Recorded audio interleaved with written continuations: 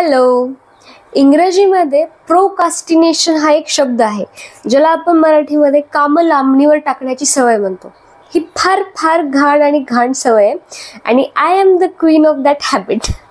मला इंजिनिअरिंगमध्येच ही सवय लागली होती की आजची कामं उद्या करायची. मोस्ट ऑफ द टाइम जेव्हा कुठलं सबमिशन असायचं तर तेव्हा मी उद्या सबमिशन असले की आज रात्री कंप्लीट करायला बसायचे आणि तीच सवय आता कॉलेज संपल्यावर सुद्धा कंटिन्यू झाली. त्याच्यामुळे माझी कित्येक कामं अशी पेंडिंग पडत जातात आणि माझी टू डू लिस्ट कधीच संपत नाही.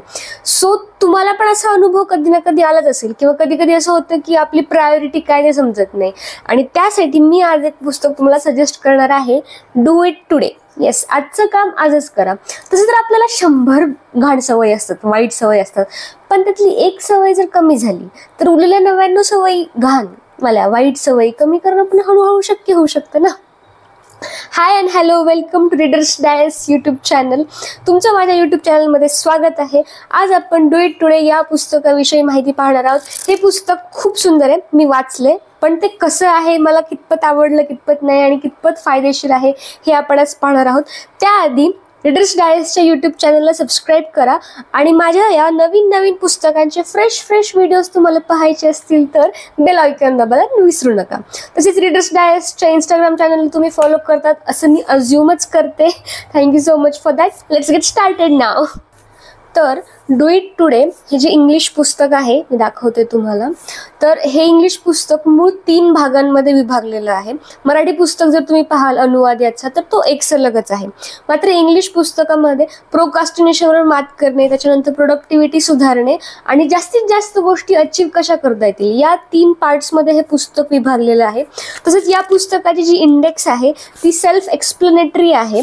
अगदी म्हणजे याच्यामध्ये जर तुम्हाला काही कामाचं नसेल वाटत तर तुम्ही ते स्किप करू शकता आणि मी पण तेच केलं. मला ज्या गोष्टी वाटल्या की माझ्यामध्ये इम्प्लिमेंट झाल्या पाहिजेत, आणल्या पाहिजेत, फक्त तेच चॅप्टर वाचले, बाकीचे इतर मी स्किप केले. त्याच्यामुळे मला पुस्तक संपवायचं बर्डन नाही आलं.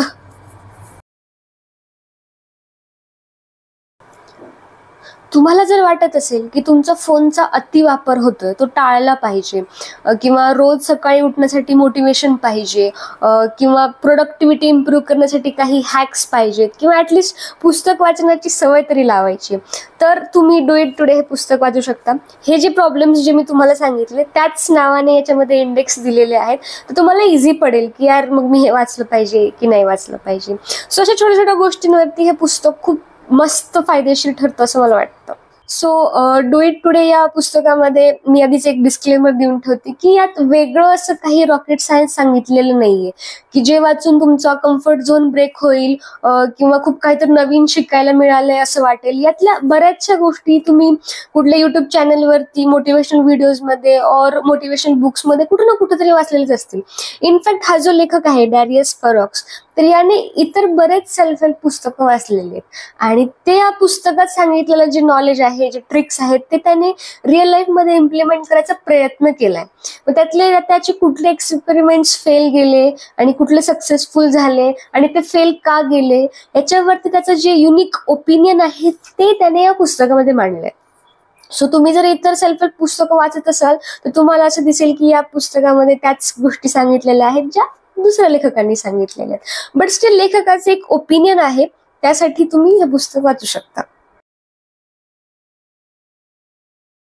डू इट टुडे या पुस्तकात मला एक खूप छान, सिंपल आणि साधी गोष्ट शिकायला मिळाली. ती म्हणजे ही की मला आधी असं वाटायचं ही जी प्रोकास्टिनेशनची वाईट सवय आहे म्हणजे कामं लांबणीवर टाकण्याची, तर मी जर टाइम मॅनेजमेंट शिकले तर मी या सवयीवर मात करू शकते किंवा खूप जास्तीत जास्त काम केलं म्हणजे मी हार्डवर्किंग पर्सन आहे, मला आयुष्यात खूप पुढे जायचं असेल, खूप काहीतरी अचीव्ह करायचं असेल तर एनी हाऊ मला कम्फर्ट झोन ब्रेक करावाच लागेल असं मला वाटायचं.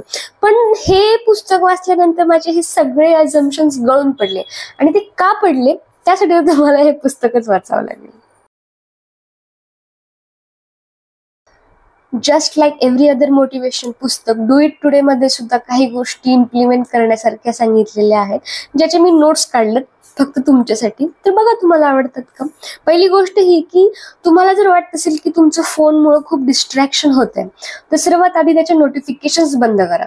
आणि दुसरी गोष्ट म्हणजे की काम असेल तेव्हाच फोनचं तुमच्या वायफाय चालू करा किंवा नेट पॅक जे काय असेल ते चालू करा.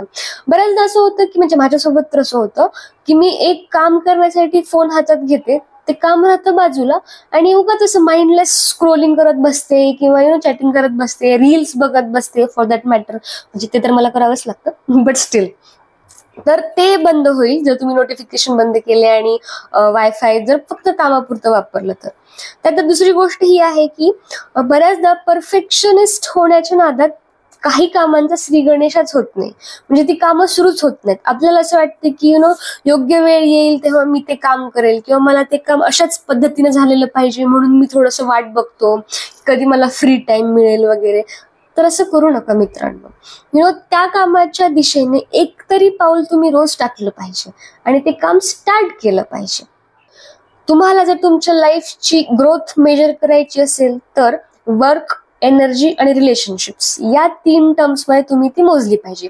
कशी? तर फॉर एक्झाम्पल, तुम्ही जर तुमच्या आवडीचं काम करत असाल तर तुम्ही खुश राहता. खुश राहिल्यामुळे तुमची एनर्जी लेवल बऱ्यापैकी हाय राहते, मेंटेन राहते आणि त्यामुळे तुम्हाला तुमच्या जवळच्या लोकांना सुद्धा वेळ देता येतो, ज्यामुळे रिलेशनशिप्स पण ग्रो होतात. सो यात वर्क, एनर्जी आणि रिलेशनशिप्स या 3 गोष्टी एकमेकांना रिलेटेड आहेत. त्यानुसार तुम्ही तुमच्या लाईफची ग्रोथ मेजर करू शकता. चौथी महत्वाची गोष्ट ही आहे की कोणत्याही कामात जर तुम्हाला यश मिळवायचं असेल तर त्या कामाचे बेसिक्स कधीच विसरू नका. इवन इफ तुम्ही त्या क्षेत्रातले एक्सपर्टी असाल तरी पण. म्हणजे त्यासाठी ना तुम्ही I know everything, this is so obvious हा ॲटिट्यूड तुम्ही सोडला पाहिजे.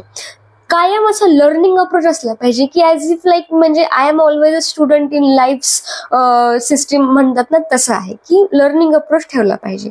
त्यानंतर 5वी गोष्ट जी याच्यामध्ये सांगितली आहे ती अशी आहे की जी मी पण स्टार्ट केली आहे इम्प्लिमेंट करायला, की उद्या काय कामं करायची यासाठी तुम्ही आदल्या रात्री झोपण्याआधीच 10 मिनिटं काढून ठेवा आणि नियोजन बनवा की उद्या काय काय कामं करायची आहेत. त्यामुळे दुसऱ्या दिवशी कुठून कामाला सुरुवात करू हे डिसाईड करण्यात तुमचा वेळ वाया नाही जाणार. And last but not the list, हे बोर होण्याविषयी आहे. आणि ही गोष्ट मी खूप चांगल्या पद्धतीने एक्सपिरियन्स केली आहे की मला ना बोर व्हायला आवडत नाही. म्हणजे मला असं नेहमी सतत ते पाहिजे असतं, डोपामाइन पाहिजे असते की यार हे करू का ते करू, इकडे जाऊ का तिकडे जाऊ, याला बोलू की त्याला बोलू. तर त्यामुळे मला असं वाटतं की मला मोर लाईव्हलीनेस येतोय माझ्या आयुष्यामध्ये. पण ऍक्च्युअली ते चुकीचं आहे. तुम्हाला जर बोर व्हायचं असेल ना तर होऊ द्या, काही प्रॉब्लेम नाही. त्यामुळे तुमचं सेल्फ टॉक सुधारतो आणि तुम्ही जेवढे बोर व्हाल तुम्हाला तेवढे नवीन स्किल्स डेव्हलप करायला स्कोप मिळतो. सो एकटेपणामध्येच युजली जास्त बोर होत असतं आपल्याला, तेव्हा आपल्याला ना आपल्या डोक्यात विचार काय चालू आहे त्यांना तुम्ही ऑब्झर्व केलं पाहिजे. त्यामुळे त्या विचारांना फेस करायचं तुम्हाला धाडस निर्माण होतं. तर ही 6वी गोष्ट मला फार आवडली की बोर होत असेल तर होऊ द्या. आणि हे सोपं नाहीये बोर्डम ऍक्सेप्ट करणं. बऱ्याचदा आपण असं मागे लागलेलो असतो की आता मी काय करू म्हणजे माझं हे बोर्डम निघून जाईल. Don't do that, accept it, embrace it.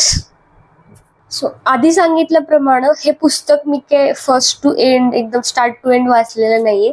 त्यातल्या बऱ्याचशा गोष्टी मी स्किप केल्यात. त्याच्या मागं काही कारण आहेत ते मी सांगते की या पुस्तकामध्ये लेखकाने टाइम ब्लॉकिंग, कन्सिस्टन्सी किंवा इमोर्टलिझमवर खूप फापट पसारा मांडलेला आहे, जो मला रिलेव्हंट वाटला नाही स्वतःसाठी. और मे बी माझी तेवढी कुवत नाहीये बौद्धिक की मी ते ऍक्सेप्ट करू शकेल और मला ते समजेल. सो मी ते स्किप केलं. त्याच्यामुळे तो पार्ट मला आवडला नाही. तुम्हाला आवडला असेल तर यू कॅन रीड आणि वाचून कसं वाटलं मला सांगा. पण तरी या पुस्तकामध्ये म्हणजे ब्रेकचे इम्पॉर्टन्स खूप छान पद्धतीने सांगितले की आयुष्यात ब्रेक किती महत्वाचा असतो.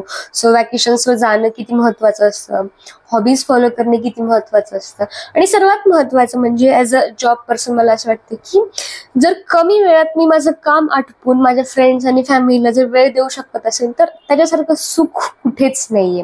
म्हणजे महिन्याच्या 1 तारखेला जेव्हा तुम्हाला सॅलरी चेक मिळतो तर ते सुख तुम्हाला कितपर्यंत साथ देतं ना, शेवटपर्यंत देत नाही. सो अशा वेळी ॲज अ पर्सन म्हणून तुम्हाला फॅमिली अँड फ्रेंड्सचे रिलेशन्स असतात ते कसे मेंटेन करायचे कामासोबत, साईड बाय साईड करिअर सोबत, ते डू इट टुडे मध्ये खूप छान सांगितले, जे मला फार आवडलं. सो हा होता आपला डू इट टुडे या पुस्तकाचा video. Read this today not tomorrow. अशी खूप सुंदर सुंदर पुस्तकं प्लीज तुम्ही मिस करू नका कधीच लाईफमध्ये. म्हणजे तुम्हाला जर वाटत असेल की तुमच्यामध्ये काहीतरी करण्याचं पोटेन्शियल आहे तर अशी पुस्तकं तुम्ही वाचली पाहिजेत. ही पुस्तकं तुम्हाला तुमच्या पोटेन्शियलला दिशा कशी द्यायची हे सगळं सांगतात. So thank you so much for watching this video. Subscribe to readers dice आणि तुमचं बेल आयकॉन पण तुम्ही ऑन करा. आणि त्यानंतर रीडर्स डायसच्या इंस्टाग्राम चॅनलला तुम्ही भरभरून प्रेम देतात याबद्दल तुमच्या मनापासून आभार. आय होप की तुम्ही आमच्या यूट्यूब ब्लॉग चॅनलला पण तेवढंच प्रेम द्याल. Thank you so much. भेटूया पुढच्या व्हिडिओमध्ये. Bye bye.